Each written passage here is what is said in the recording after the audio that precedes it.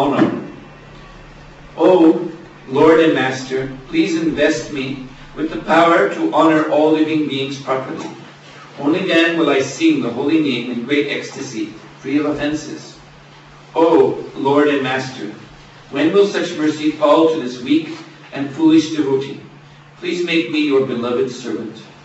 When I examine myself, I find nothing of value. Your mercy is essential to me. If you are not merciful, I shall simply weep, and I shall not maintain my life.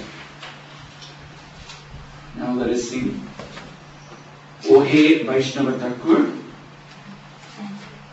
This is on page 69. O He Vaishnava Thakura Goyaya Sagada Idakse Karuna Kodi. O He Vaishnava Thakura Goyaya Sagada Idakse Karuna Kodi.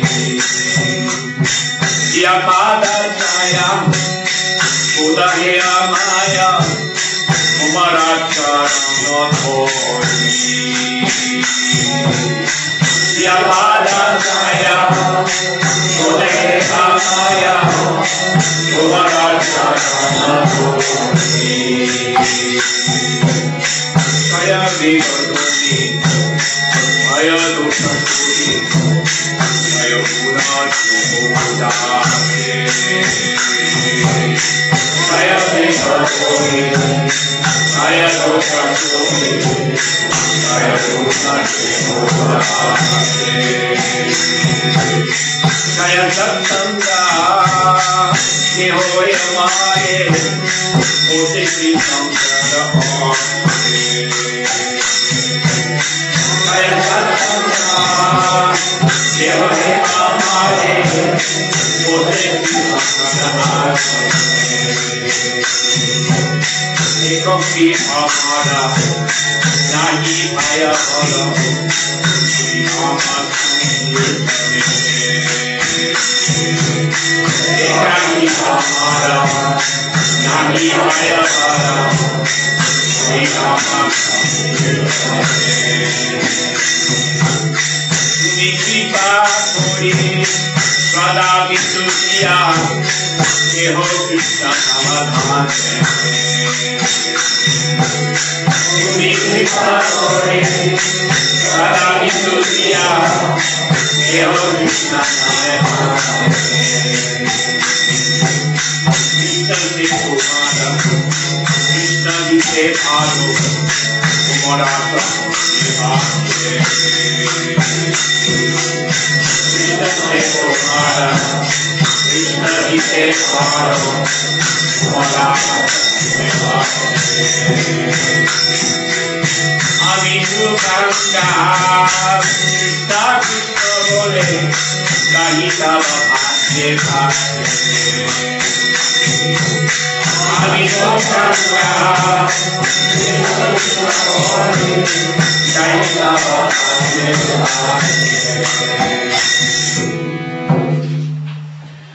O Venerable Vaishnava Thakur, O Ocean of Mercy, be merciful to this servant of yours, and purify me with the shade of your lotus feet. Your lotus feet I humbly hold. By helping me control the 6 urges, so this is important, there's a footnote explaining these different 6 items. So the 6 urges are those of speech, the mind, the anger, the tongue, the belly, and the genitals. And purifying me of the 6 faults. The 6 faults are overeating or collecting more materially valuable things than required, over-endeavoring for material objectives, unnecessary talking of mundane affairs, being too much attached or too neglectful of scriptural rules and regulations, associating with worldly-minded persons, and desiring mundane achievements. Bestow upon your servant the 6 good qualities. The 6 good qualities are enthusiasm, confidence, patience, performing the regulative activities of devotional service, giving up the association of non-devotees, and following in the footsteps of the previous acharyas. O Master, please give me the 6 kinds of holy association.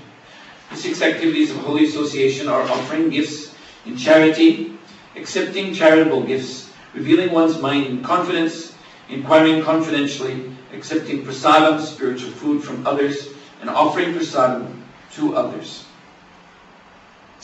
I have sat down here hoping to have your company. Alone I do not find the strength to chant the holy name of Hari. Please be merciful and, blessing me with a drop of faith, bestow on me the great treasure of the holy name of Krishna. Krishna is yours, and you can give him to me, for such is your power. This wretch is simply running behind you, crying out, Krishna, Krishna. And let us also see on page 53, Mansa Deha Deho. Manasa Deha Deho Yo Kichu Atu Suya Ode Nanda Isho Manasa Deha Deho Yo Kichu Adi Suya Ode Nanda Isho Sampade Pade Jivan Marine Jaya Mama Vila Suya Opada Marine Sampade Pade Jivan Marine Jaya Mama Vila Suya Opada Marine Maru Vila Yogita Sohara Nitya Dasa Pratikuya Adhikara Maru Vila Yogita Sohara Nitya Dasa Pratikuya Adhikara Dhamma Upi Moicha Dhanito Bhakta Vihe Dhani Dhamma Avu Dhamma Upi Moicha Dhanito Bhakta Vihe Dhani Dhamma Avu Kita Dhamma Yata Mudaya Bahimukha Brahmachane Nahiya Kita Dhamma Yata Mudaya Bahimukha Brahmachane Nahiya Mukti Mukti Priya Diyate Bhakta Yo Bhai Te Tanko Sangha Anuragda Mukti Mukti Priya Diyate Bhakta Yo Bhai Te Tanko Sangha Anuragda Janaka Janani Doita Konai Bhagavad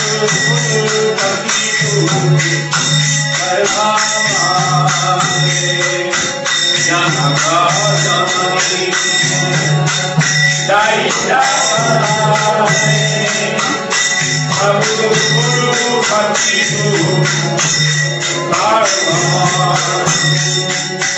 Bhakti Soda Kohe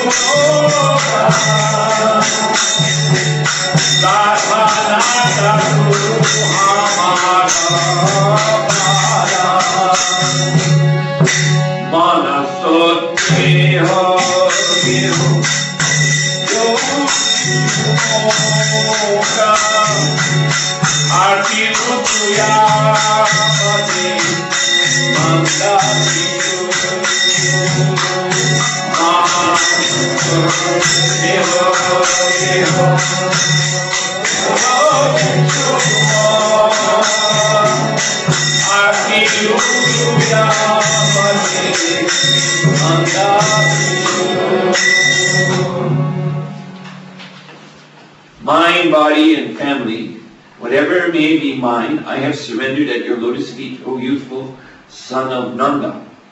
In good fortune or bad, in life or death, all my difficulties have disappeared because I have chosen those lotus feet of yours as my only shelter. Slay me or protect me as you wish, for you are the master of your eternal servant. If it is your will that I be born again, then may it be in the home of your devotee. Let me be born again even as a worm, as long as I may remain your devotee. I have no desire to be born as a Brahma, averse to you. I yearn for the company of that devotee who is completely free from all desire for worldly enjoyment or liberation. Father, mother, lover, son, Lord, preceptor, husband, you are everything to me. Thakur Bhaktivinoda says, O Kahana, please hear me, O Lord of Radha, you are my life and soul. And the next song we sing every morning.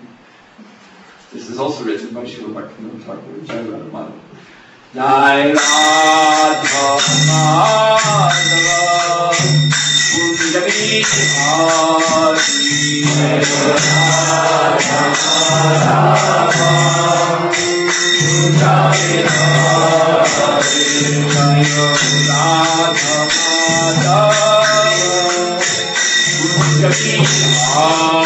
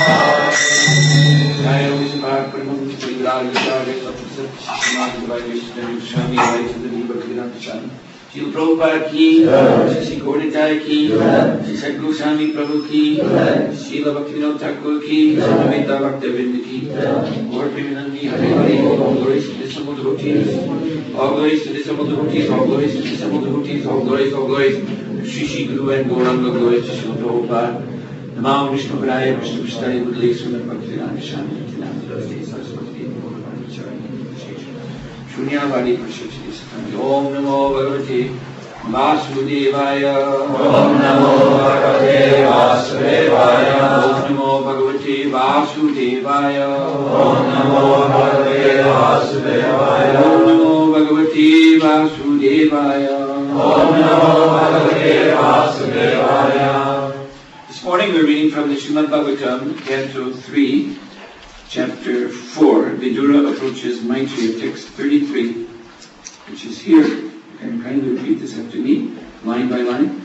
Viduropi udavachratva Krishnasya Paramatmana Krida Yopata Dehasya Amani Shlagitani cha Viduropi udavachratva Krishnasya Paramatmana Krida Yopata Dehasya Brahmani Shlagitani cha Viduropi udavachratva Krishnasya Paramatmana Krida Yopata Dehasya Karmani Shlagitani cha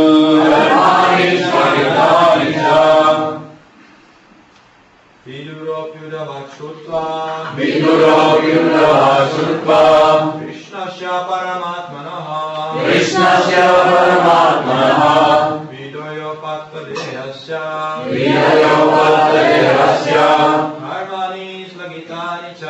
Karmani Shlagitani cha Vidura Api also Udavat from the source of Udava Shrutva having heard Krishnasya of Lord Krishna Paramatmana of the Super Soul Kriya for the sake of pastimes in the mortal world Utpata extraordinarily accepted Tehasya of the body Kurmani transcendental activities Shlagitani most glorious Cha also translation and purport by His Divine Grace Srila Prabhupada ki jai.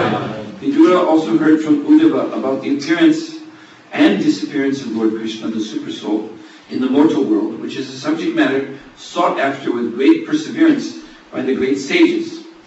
Report.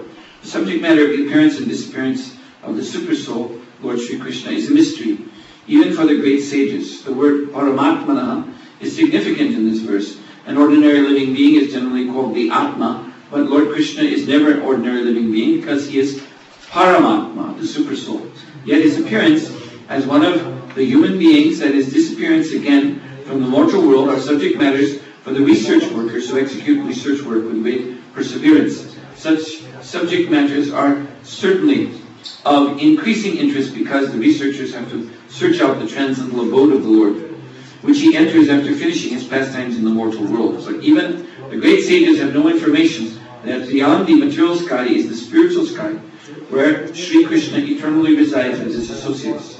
Although at the same time He exhibits His pastimes in the mortal world, in all the universes, one after another. This fact is confirmed in Brahma Samhita 537, Goloka Evnila Satya Akilatma Bhuta. The Lord, by His inconceivable potency, resides in the eternal abode, Goloka, yet at the same time as the Supersoul, He is present everywhere in both the spiritual and material skies by His multiple varieties of manifestation. Therefore, His appearance and disappearance are simultaneously going on, and no one can say definitely which of them is the beginning and which is the end. His eternal pastimes have no beginning or end, and one has to learn of them from the pure devotee only and not waste valuable time in so-called research work. Viduropi udavat shrutva krishnasya paramatmana kridayo pata dehasya karmani shlavitani cha. Vidura also heard from Uddhava about the appearance and disappearance of Lord Krishna, the Supersoul, in the mortal world, which is a subject matter sought after with great perseverance by the great sages. So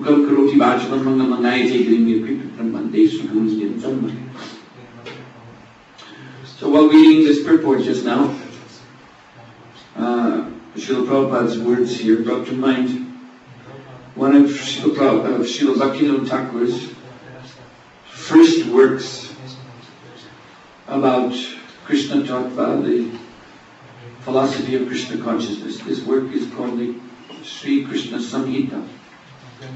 This he published, I believe, I forgot the date now, maybe around 1850, I'm not sure. So it's relevant here. Srila Prabhupada is speaking of great sages, and obviously when he's using this term in this purport, these sages are not really devotee sages. They are more like jnanis who do research work, who try to understand everything through knowledge. So he's describing how the great sages, they study the appearance and disappearance of the Paramatma, Lord Krishna. And this brings them to try to enter with their minds into the spiritual world, which is where the Lord descends from and where He goes back to. But as Prabhupada says here, they do not have information that beyond the material sky is the spiritual sky where Shri Krishna eternally resides with His associates. By mental speculation, one cannot enter into the spiritual world of the Lord's eternal pastimes. Prabhupada has quoted one shlok from the Brahma Samhita, translated, which means the Lord, by His inconceivable potency, resides in His eternal abode, Goloka, yet at the same time is the Supersoul. He is present everywhere in both the material and spiritual skies by His multiple varieties of manifestation. There's also another Brahma Samhita verse, Pantastu koti shattavatsala sampragamyo vayuratapi manaso muni bhungavanam subhyastiyat prapadishimya vichinchatra vego vinimani purusham tamaham bhajami. In this verse, the efforts of these great sages are being described. So, Vayuratapi manaso. So by controlling the breath, Vayu means air. So by controlling the life airs within the body, by the mystic process of yoga, they may be able to separate the subtle body from the gross body and travel in that subtle body at the speed of mind. So how fast is the speed of mind? As fast as you can think of some place. If you were able to travel on your mind, you would be at that place. Like we're sitting here in Finland, Helsinki. If we think of Vrindavan, and if we could travel at the speed of mind, then we would be there as fast as that thought of Vrindavan appeared in our minds. But we don't have that power, so if we want to actually see Vrindavan, the earthly Vrindavan, then we have to get an Indian visa and get a ticket, reserve a flight, and then finally take that flight for 5-6 hours, however, and land in Delhi, and then in Delhi we have to rent a taxi or something and drive south to Brajabhumi. And finally, we may see Vrindavan after all that time and effort. So, great mystic sages, they were able to travel at the speed of mind.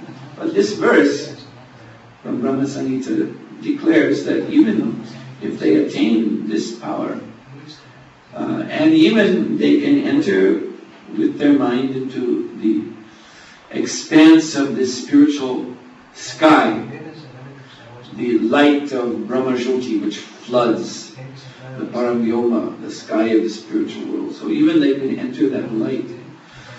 They will travel for millions and millions of years at the speed of mind and still not be able to attain the personality of Godhead. Because he is not attainable by such processes. Even if one becomes very powerful, as a mystic, as a jnani, as a yogi, very accomplished one may become. It's very, very rare. But even one gets such wonderful abilities, that doesn't mean that the Supreme Lord is now under your power. No. So, Srila Bhaktivinoda Thakur, he wrote this work called Sri Krishna Samhita because at his time in Bengal, there had appeared in Bengali society a kind of westernized intellectual class. These were the more aristocratic people who were getting good education. And because the British were ruling India and British or Western knowledge and culture was considered by these people to be very good, so they immersed themselves in this. And at that time, this is more than 100 years ago, 150 years ago, at that time, this study, mundane study, known as Indology. At that time, I think it was called Orientalism or something, Oriental Studies. Now I think they call it Indology, the study of Indian culture. So that had appeared, and there were professors in important universities in England and other Western countries who were espousing different theories about the origins of the Vedic culture, the origin of the Vedic Shastra. And they were giving these dates that the Vedas were written down maybe, I don't know, 1,000 years ago, whatever it was. Because these dates changed. The dates of Bhaktivinoda Thakur's time are no longer accepted. So anyway, Vedas were written sometime millennia or 2 millennia ago, 1,000, 2,000, 3,000, whatever it was. And of course, Bhagavad Gita was much later than that. And Srimad Bhagavatam was only written 1,000 years ago, in the year 1,000, something like that, 1000 AD. So these ideas had become quite widespread among this intelligentsia, westernized intelligentsia of India, Bengal, especially because Bengal was in those days one of the leading places of culture and intellectual endeavors, accomplishments, and so on. So Bhaktivinoda Thakur, all-merciful Vaishnava that he is, he desired to help these people, these westernized Bengali intellectuals, become Krishna conscious. He desired to help them revive their faith. Because Krishna Bhakti had suffered some severe blows.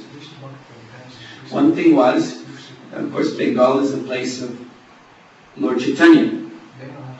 We are known as Gaudiya Vaishnavas. Gaudiya refers to Gaudadesh, Bengal. So, but as Prabhupada once explained, about 250 years after Chaitanya Mahaprabhu in Bengal, then the Prakrita Sahajas began to become prominent. So, what are Prakrita Sahajas? The word Prakrita Sahaja, it means materialistic Prakrita, materialistic persons who take devotional service to be cheap. They're materialistic, they are still involved in sense gratification, but they're thinking they can be devotees at the same time. And so they may wear tilak and neck beads and chant the holy name, but other aspects of their life are not at all representative of how devotees should live. So these Prakriti Sahajas, they began to become prominent some 250 years ago. And by the time of Bhaktivinoda Thakur, they had practically obscured the real sampradaya of Chaitanya Mahaprabhu. It's something like a path, a country path through a field. If it is not maintained very carefully, then the weeds and the grass will grow up and hide the path. The path becomes more difficult to find. So these sahajas with their bad habits, they became known in Bengali society, particularly to these westernized Bengalis. These sahajas became, in the mind of the westernized Bengalis, the Vaishnavas. They didn't anymore make a distinction. And so, actually I was reading once, years ago, a book written by a Bengali historian, and he was describing life in those days. Even he was mentioning Bhaktivinoda Thakur, although he was a mundane academic historian, but he mentioned about Bhaktivinoda Thakur. And he was mentioning the general scene of affairs at the time of Bhaktivinoda Thakur in Bengal. And he was pointing out, he was citing plays and books that had been written by these intellectual Bengalis, in which it was very common to portray a Vaishnava as a kind of buffoon, a kind of clown figure. When in dramas and in novels, there's the hero, heroine, there's the bad guy. There are different figures that make the cast of characters, and they interact according to their, the nature of the character. So often there will be a clown figure, a joker, a fool. And so he was pointing out that you'll find, if you go back to the literature and dramas of that time, that often the fool in the cast of characters would be a Vaishnava. He would be someone with Gaudiya Vaishnava tilak on his head, but he would be some foolish person, or some rascal kind of cheater, a small-time, dishonest person.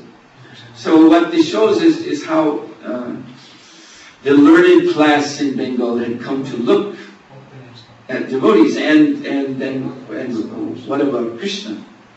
So due to this influence of the Western mentality, you see the British, they had at least an unofficial policy to promote Christianity in India.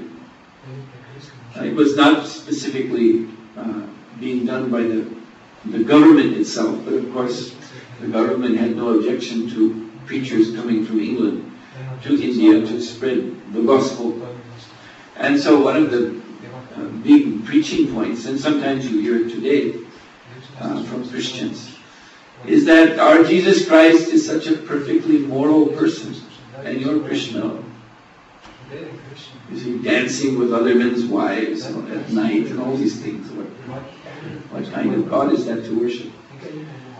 So of course this is a very simple-minded type of attack, and for those who know the philosophy, it can very easily be refuted.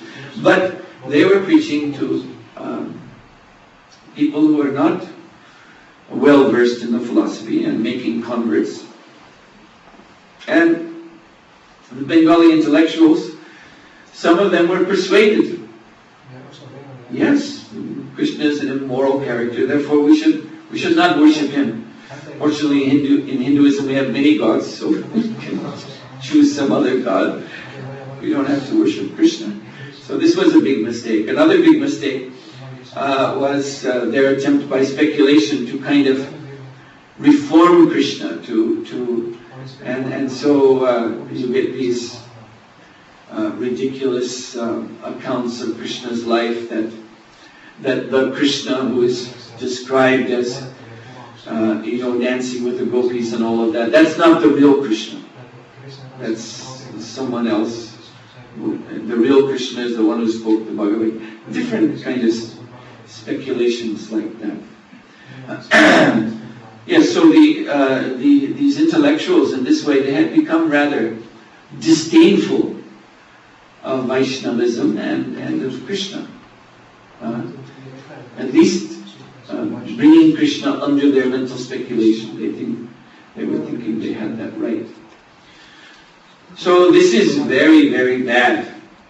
There's a statement that Srila Bhaktisiddhanta Saraswati often used.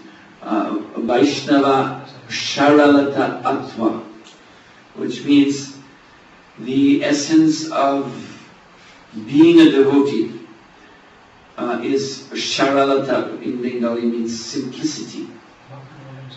One should not have this kind of complicated, speculative attitude, taking the philosophy and running it through all kinds of concoctions, changing everything.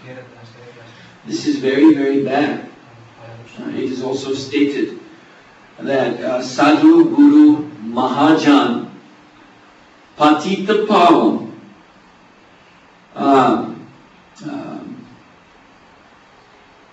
Kapatya Pavavanoi. Yes. Kapatya Pavavanoi. So, Sadhu, Guru, Mahajan. So, Sadhu means saintly persons. Guru, of course, means spiritual master or Srila Prabhupada. Mahajan means great, great personalities like Sri Sri Gaur Nitai, Paralakruna Pavudvi Jan. So Jan means great personality, Lord. Paralakruna Pavudvi Jan, Nitai Gaurachandra. So Sadhu, Guru, Mahajan, who are they? Who are these sadhus and spiritual masters and great personalities, incarnations of Godhead? Patita Pavan. They come into this world to deliver the fallen. But the statement goes on to say, Kapatya Pavavanoi. They do not come to deliver those who are crooked. Kapatya means crooked-minded. Again, someone who is applying his own devious mental speculations to the statements of Shastra, to the statements of Guru and Sadhu, changing the meaning. This is, you see, to be fallen is one thing, to be patita is one thing, to be fallen, to be low and unfortunate, that is one thing. But a fallen person, if he simply recognizes I am fallen, if he admits I am fallen, then he can be easily delivered. Actually, it's the real fact is that to be fallen is a good qualification, you see, because Chaitanya Mahaprabhu comes to deliver the fallen. Sadhu, Guru, Mahajan, Patita Pavan, they come to deliver the fallen souls. So if we simply admit, and it's not hard in this Kali Yuga to admit that one is fallen, so if we simply are honest about that, this is the meaning of Sharalata. To be honest, to be straightforward, not to make some big show out of oneself, but just to be honest. Then one can easily be delivered. But Kapatya means to be crooked, devious, to put up blinders around oneself so that one does not appear to be what one really is. And so this was these intellectuals. So they were worse than fallen, in other words. Fallen, they could be delivered. But this kapatya, crooked-mindedness, that, any simple, straightforward scriptural statement has to be run through big machinery of mental speculation and, reinterpreted in a whole different way. This makes the person worse than fallen. Very difficult to deliver them, because whatever he's being told by the saintly person, he's turning it into something else. You see? He's turning it into something completely else, and that's what he will follow. So he's following actually his own mind. That's his determination. I'll follow my own mind. So such a person cannot become a disciple, cannot surrender to a spiritual authority. Very, very difficult. But Srila Bhaktivinoda Thakur, as compassionate Vaishnava, as the one who has revived the true movement of Lord Chaitanya for everyone to see, because it has become hidden by this sahajism. So he thought, yes, these unfortunate intellectuals, they must be delivered. So he wrote a book called Sri Krishna Samhita. And in this book he has said that you may, my dear reader, if you are of this intellectual type of mentality, then you may apply what he called Adhunika Vada, the modern method. You may take your modern ideas and you may apply them to Krishna. So then Bhaktivinoda Thakur, he kind of walks the reader through this process. And in the end he's pointing out that even if we change some dates, and even if these incidental factors are adjusted according to the modern idea, still the conclusion remains that Krishna is God, and we should surrender to him and become his devotees. So this is the point of Sri Krishna Samhita. Now, as I said, this book was written well over 100 years ago for a particular audience which is now gone. Of course, intellectuals remain, Bengali intellectuals are there, but those specific ideas, notions that those people had 150 years ago, they have changed. These ideas that people install in their heads, they're fashionable. These fashionable ideas. So I actually have been reading a book. I got a book a couple of days ago, a very interesting book about the fashions of science, and the author of this book, who himself is a scientist, is questioning these current fashions, like the notion that too much sun will cause skin cancer. And, so people are very afraid now, because in certain countries, like, I don't think we have this problem much in Finland, because sun is quite rare here, and when it is out, it's not that strong. But in very sunny countries like Australia and the United States, people with white skin, it is apparently they risk more and more getting kind of cancer called melanoma if they get too much rays of the sun. So therefore, the pharmaceutical industry has been promoting this sunscreen or sunblock, this stuff you should rub all over your arms and head and everywhere, anything that's exposed. You should put these chemicals on your skin to keep out the harmful rays of the sun. So this has become quite a big industry, and people are so concerned putting this stuff on themselves whenever they go to the beach or whatever. But this scientist who's writing this book is pointing out that, well, yes, but every other case that we know of human beings getting cancer by some external cause, in every other case, the cause is chemicals. You see, like when you smoke cigarettes, and these harmful chemicals go in the lung, and they create lung cancer. And he gives a number of examples. Right? Every case where we know that there's a causative agent that gives rise to cancer, it's always chemicals. So now we see all these people putting these chemicals on their skin to stop the cancer, but when we examine the statistics, we see actually the more this stuff is used, then the more the cancer is getting, growing. More and more people are using this, and there's more and more cases of cancer. So he's saying, maybe we should think that it's this sunblock that's causing the cancer. Of course, he's not saying that, he's not trying to argue that this is really the way it is, but he's saying, he's pointing out that, you see, these things, they're fashions that come into that are installed in our heads by media propaganda. So, too much sun causes cancer. He's pointing out that there's not a lot of proof of that. There's some, what's called circumstantial relationship. Yes, people who spend a lot of time in the sun, then it seems they do get skin cancer. But how exactly the rays of the sun are causing this cancer, that is more difficult to say. And then there's this, again, rubbing the chemicals to try to stop the sun, and we see the cancer is increasing.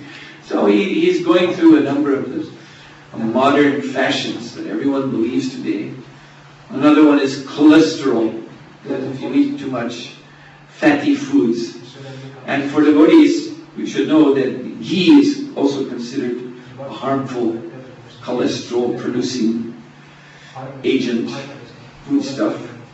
So there's this notion that if you eat too much cholesterol, then the arteries, they get thickened with cholesterol deposits on the inside, and then finally you may have a heart attack or like that stroke in the brain. It's very dangerous. So everybody believes this, but he's also pointing out that actually the science to argue this position is not at all strong. It's more or less a guess. More or less, the scientists don't really know why the arteries get so thickened. They don't really understand the process. But there seems to be, on some level, some relationship with the diet, how much fat one is eating. But it's not so clear. And he's pointing out, he's saying when you're on this level, you see, where you're just guessing, it could be this, then it also could be something, other things. That guess is actually pointing out, it's no stronger than other guesses. So there could be, the cause could actually be something else. But right now, everyone's so concerned eating less fatty foods, and again, the food industry is coming out. They recently come out with oil-free cooking oil. It's a cooking oil that has no fat in it at all. And you can buy potatoes, fried potatoes, potato chips cooked in this stuff. Anyway. So, yeah, that's another thing he's pointing out. They develop these products, and they don't know. They don't actually know. It takes 20 years or 30 years or 50 years, and then they realize that this product, which we told everyone is good for them, causes cancer or something. And he gave an example that made me surprised. That they've discovered there's a chemical called hexachlorophene, which they recently have found. Of course, this is all, what have they found? But anyway, this is the opinion now, that hexachlorophene is a cancer-causing agent. But I can remember when I was a kid, the toothpastes, all the, like Pepsodent and so on, they used to always say, Pepsodent with hexachlorophene. It's very good for whitening your teeth. Everyone was thinking, oh, hexachlorophene, good for whitening, brushing your teeth, like crazy with this stuff. And now they tell you it causes cancer. 40, 50 years later, after you brushed your teeth with hexachlorophene, people like, I tell you, oh, this is very bad, you'll get cancer. So that's what goes on, you see. These are ideas of medical nature, but also ideas of history, these academic ideas of when the Vedas were written, how old they are. These change. These are fashions. These change, and the evidence that they cite, well, it's no evidence at all. You see? These academicians, they will give some very confidently, they will speak, the Vedas, you Hare Krishnas, you believe they were written 5,000 years ago? That's ridiculous. They're not written more than 2,000 years ago or something, or 1,500 years ago. They will say with great confidence, but then when you want to know what is the proof of this, they have really no proof. It is simply speculation.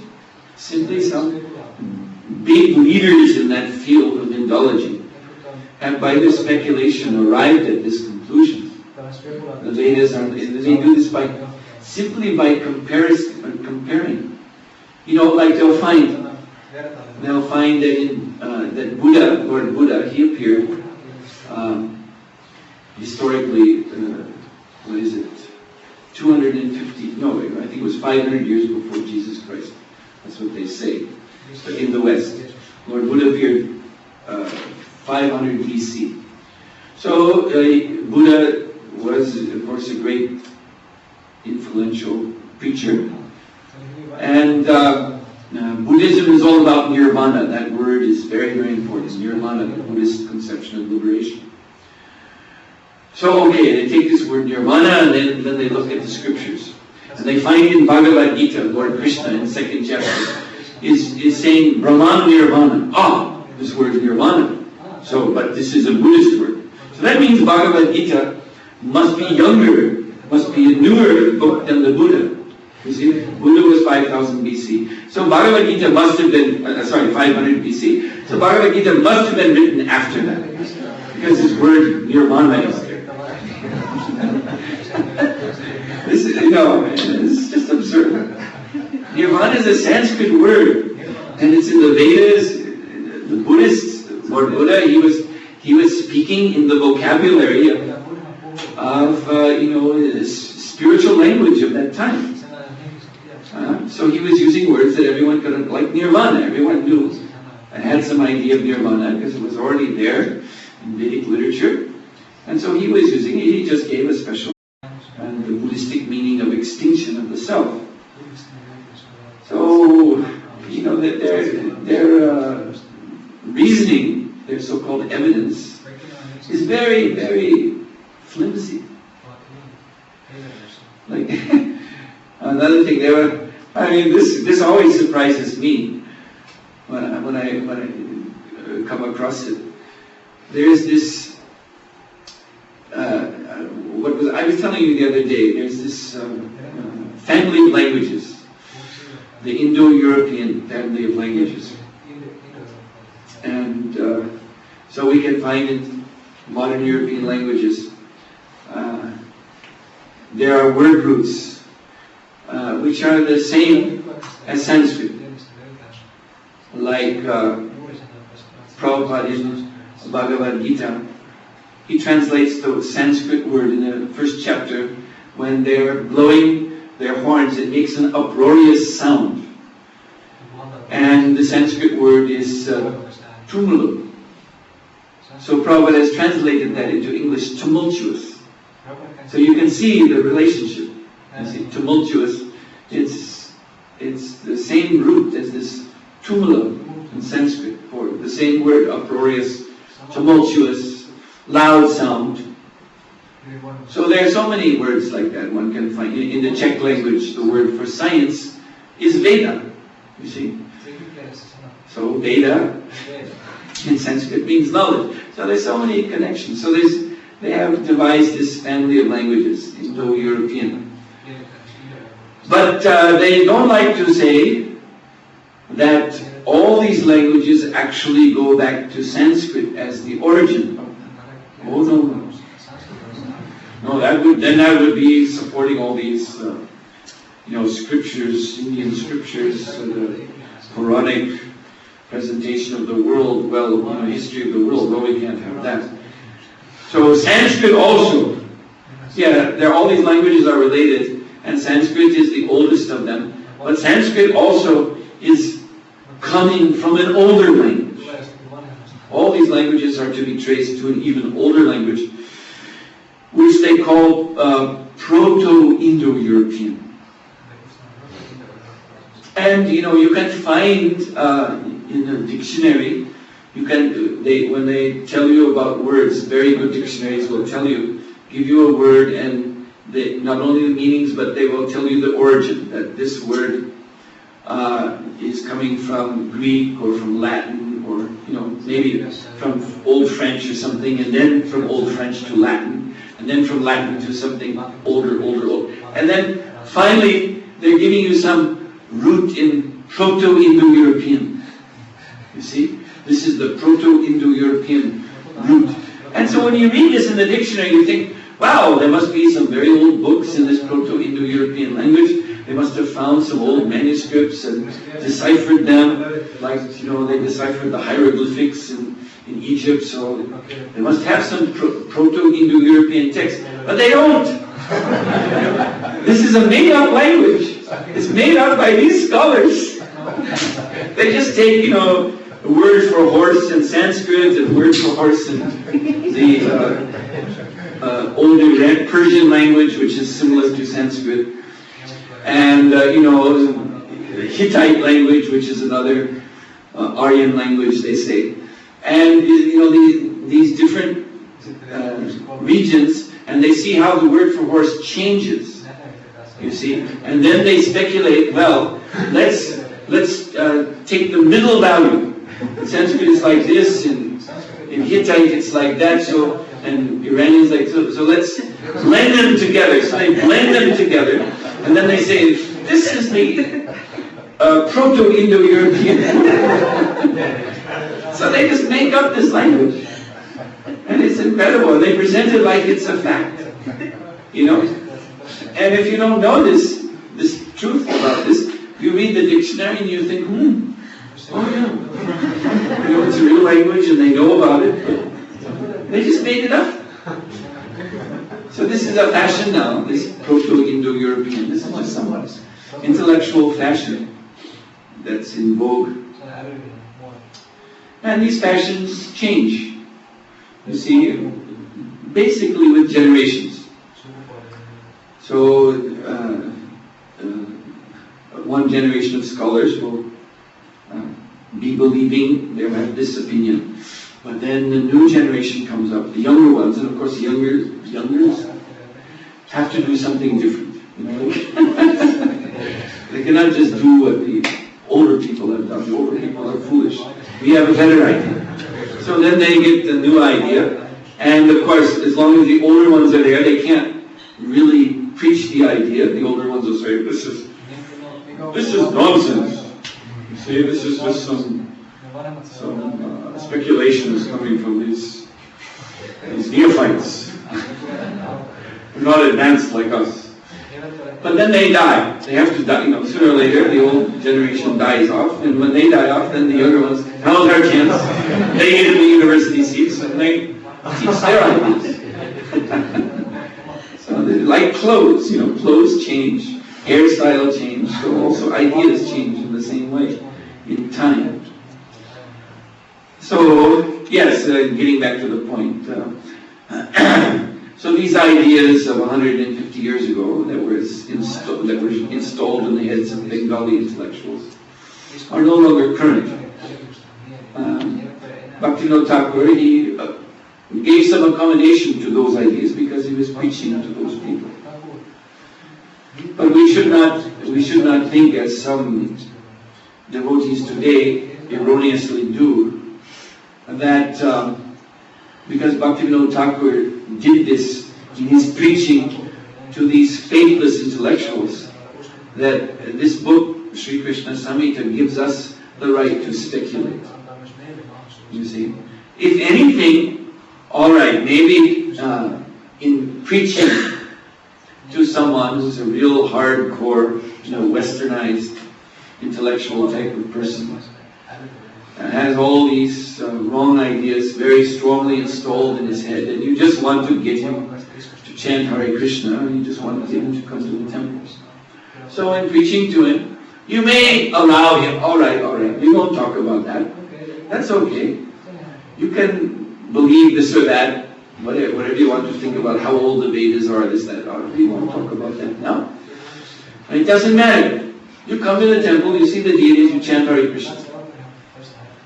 You just try to get them started somewhere, and then when they become purified, then they'll be more able to see themselves.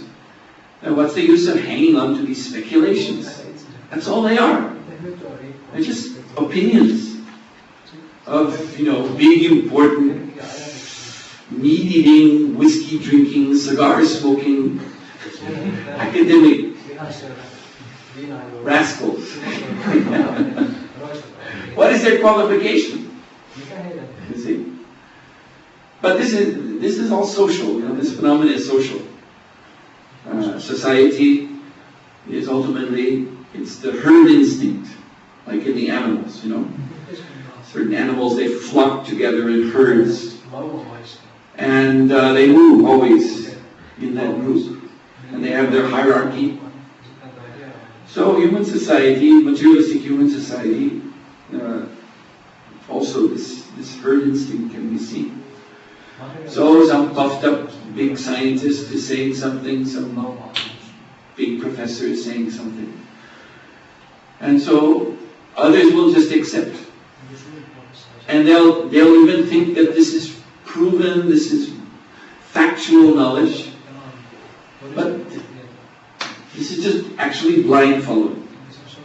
So it requires some purification.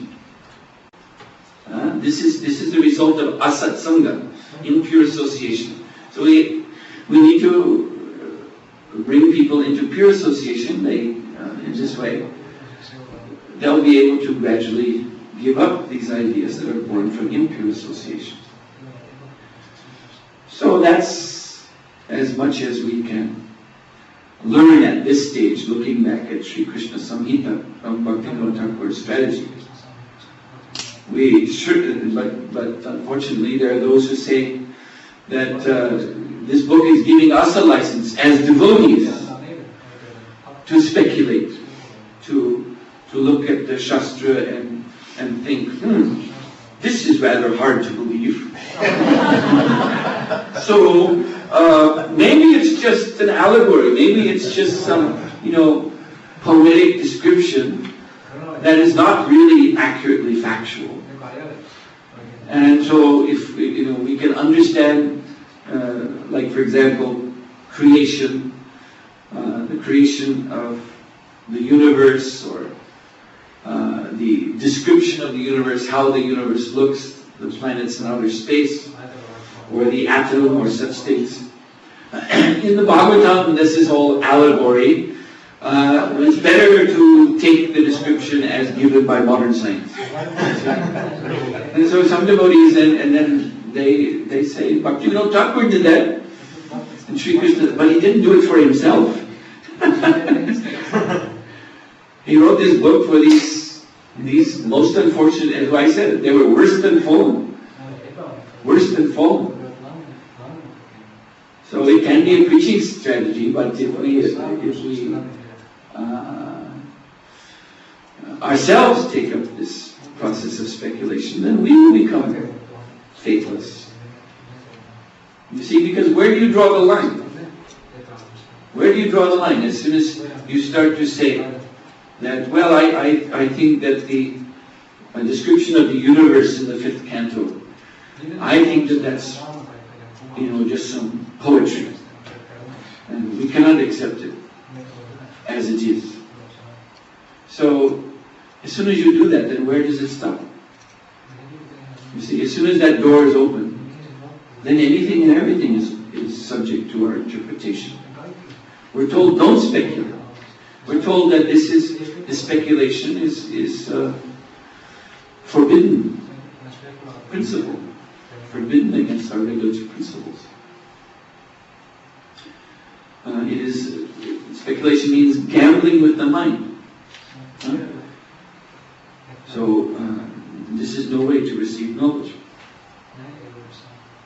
So the mind must be brought under control. That is essential in spiritual life.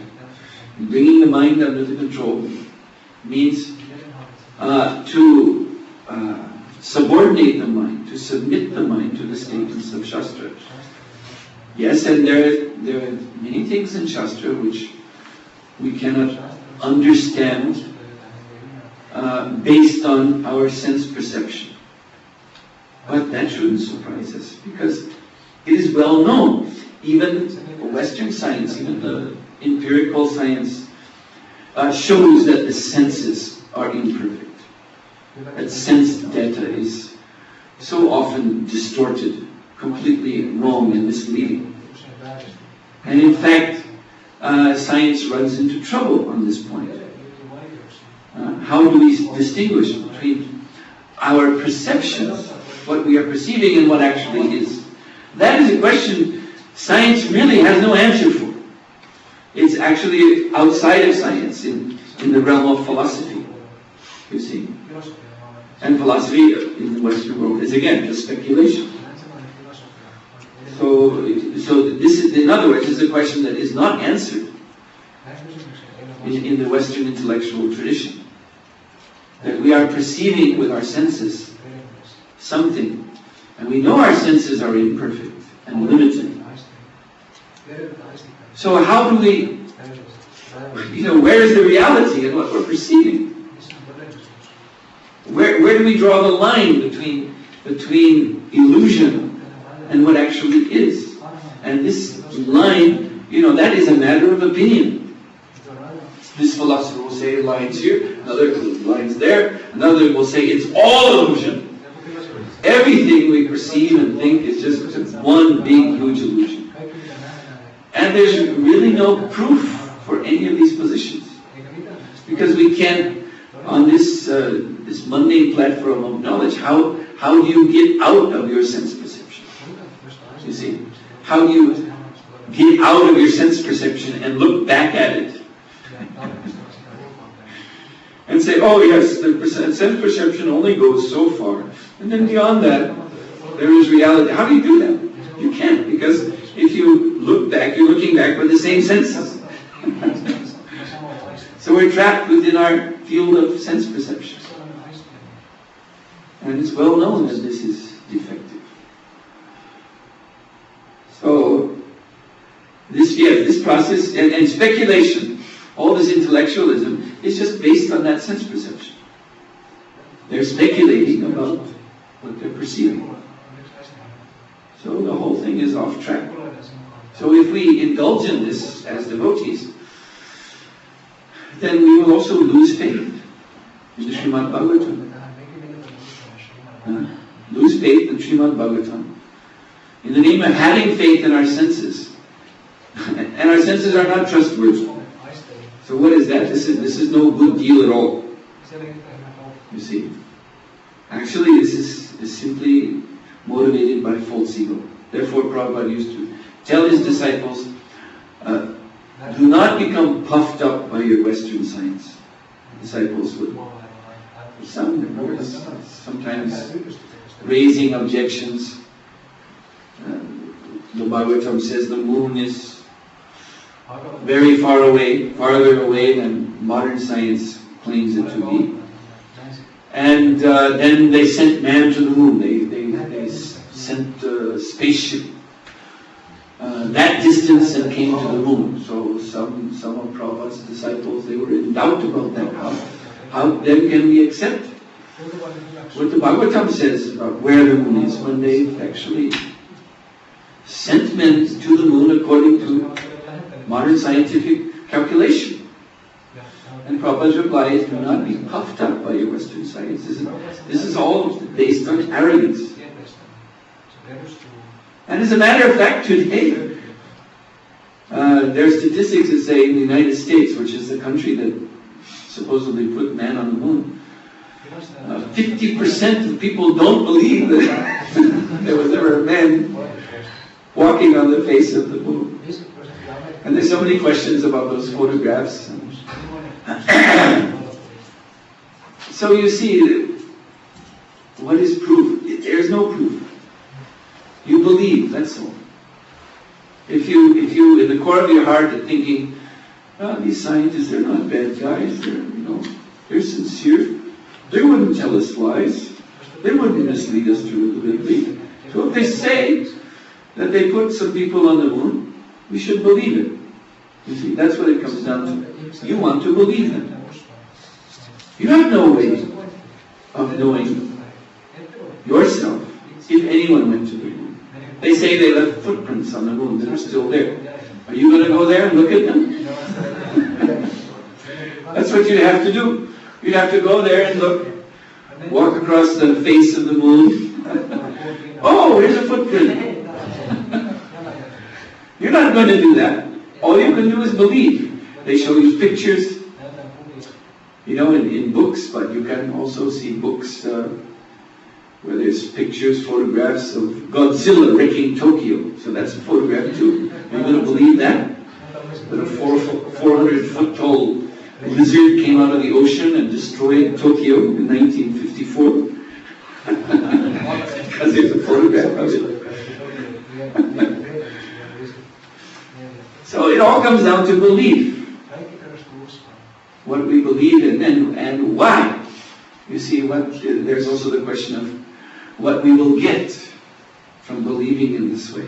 So, if one wants to be part of this mundane society and get along with other, the mundane people, so that they don't think you're some weirdo from a cult, but you're a good neighbor, a nice guy, then you may be interested to believe in these kind of things. That'll help you get along with material society. But if our life's aim is to cleanse our heart of this false egoism and this attachment to our imperfect sense perception, and to rise above to the level of pure consciousness, Krishna consciousness, where the actual state of affairs of everything is revealed by the grace of the Lord, then we have to submit to Guru Shastra Sadhana. In any case, it begins with belief. You see, you believe in Shastra, or you believe in what the science books say, the photographs say, the scientists say. Our position is we have to believe. In the beginning, there's a process. There's a process we can follow in Krishna consciousness to purify our awareness, so that, like Krishna says, Raja Vijaya Raja Guru, Pavitram idam uttamam, Pavitram, to purify. Pratyashabdam dharmam, and then you can see directly by spiritual vision. But we must accept this. Raja Vijaya Raja Guru is the king of knowledge, and Raja Guyan means most confidential. Most confidential knowledge. So, this most confidential knowledge of the Lord's appearance and disappearance, as Prabhupada concludes here, one has to learn of them from the pure devotee only and not waste valuable time in so-called research work. That is the conclusion. Bhakti mama vijalanti yavanyashashmi tattvata. To know me in truth, Krishna says in chapter 18 of Bhagavad Gita, Bhakti mama. One must become my devotee. Otherwise there's no way to know me in truth, as I am.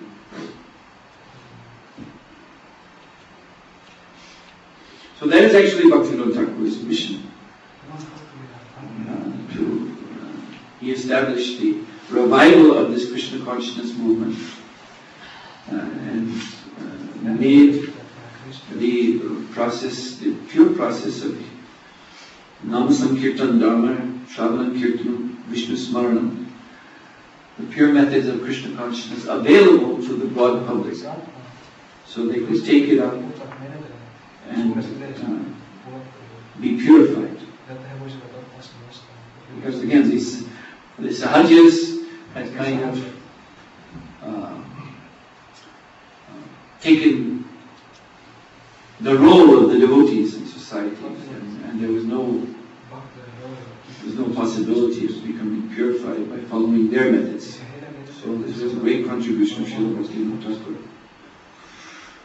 to make manifest again the pure line of Mahaprabhu's teaching and practice. Alright, Hare Krishna. Any question? Yes? Kumar's, the topic you mentioned that what is the reality is really much now into the field of the teachers or philosophers and the students.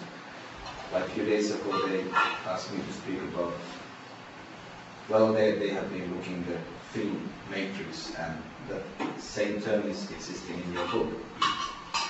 And they are bewildered what is reality and what formulates it, what gives the form. And in your book you are explaining that there are Sthula Sarira and Sukshma Sarira, I think, these two covers, like relation to the electromagnetical field, these are like the agents. So my question is that, of course, in our case that's related to our Brahman. What formulates, or is the devotee's consciousness also formulated through these agents, through Sthula Sarira? Okay, Sthula Sharira and Sukshma Sharira means gross body and subtle body. So here we all are, we're devotees, and I don't see anyone sitting here in a spiritual body. We all have gross body and subtle or mental body. So the question is, then having these bodies, then is our consciousness shaped? Is something in our knowledge being determined, decided by, because we have these gross and subtle bodies? And the consequence of this question is, then how can we ever develop spiritual consciousness if our consciousness is always subject to the gross body and subtle body? Well, the answer is that this process of bhakti, as we have heard Prabhupada explain here, the Lord comes into this material world. This is His avatar, His descent into this material world. And it is mentioned that the Lord is the Paramatma. So the Lord has descended even into the hearts of every living being. So the subtle and gross body are simply the energy of the Paramatma. So according to, we get this subtle and gross body because of our desires. We're in the heart, Paramatma is in the heart. Nothing in us can be hidden from Paramatma. He sees to the very core of our desire, like we were saying the other night. Most of our desire, the bulk of our desire, millions and millions and millions of desires from millions and millions of years in this material existence, they're submerged in the subconscious. And we do not have access to them. They come up in our conscious mind. Yes, but this storehouse, we do not